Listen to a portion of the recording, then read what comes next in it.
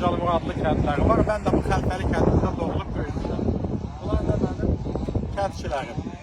Qaz turbasıdır. İçində qaz var. Kürd Mahmudlu kəndindən gəlir. Xəlfəlidən keçir, Hacalımur adlı kəndinə gedir. Kürd Mahmudlu və Hacalımur adlı kəndlərində. Şimdi müəyyən adamlar çəkdirə biliblər. Amma bu Xəlfəli kəndində 3 ildir bu qaz çəkilir. Bir nəfərin də evində qaz yoxdur, çəkilir. 3 dəfə Milli Məclisin tribunasından bu məsələni səsləndirmişəm. Müxtəlif orqanlara məktublar göndərmişəm. Və bir neçə gün öncə də yenə də parlamentdə bu məsələni dedim. Və indi gəldim ki, burada konkret göstərim. Bax, soyuqdur. Mən özüm də hal-hazırda bərk üşüyürəm.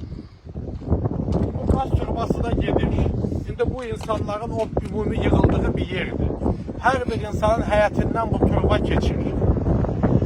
Darvazasından çıxanda görür ki, bu qazın turbası gedir, borusu gedir. Amma evində qaz çəkdirə bilmir. Bu turba da burada çürüyür. Dövlət buna xərc çəkir. Azərqaz buna bu qədər xərc çəkdi. Sağ olsunlar. Mən bununla bağlı çox böyük əziyyət çəkdim və qiymətləndirirəm ki, mənim xahişim üzrə bu kəndə qaz çəkildi bu kəndlərə. Amma 3 ildir çəkilib çürüyür, dövlətin pulu gedib, amma insanlara niyə qaz verilmir? Sənəd gətir, kubça gətir, sonra indi 10 nəfərdir, 20 nəfər olsun, 30 nəfər, 50 nəfərə çatsın, 50 nəfər, 100 nəfərə çatsın ki, gələk avtovoy həll edək. Bu nə yanaşmalı?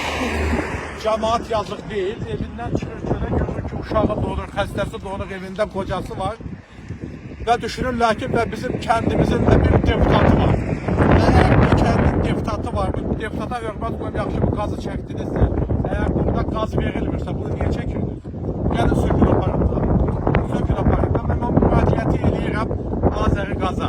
Müraciət edirəm SOCAR-a və müraciət edirəm hökumətə.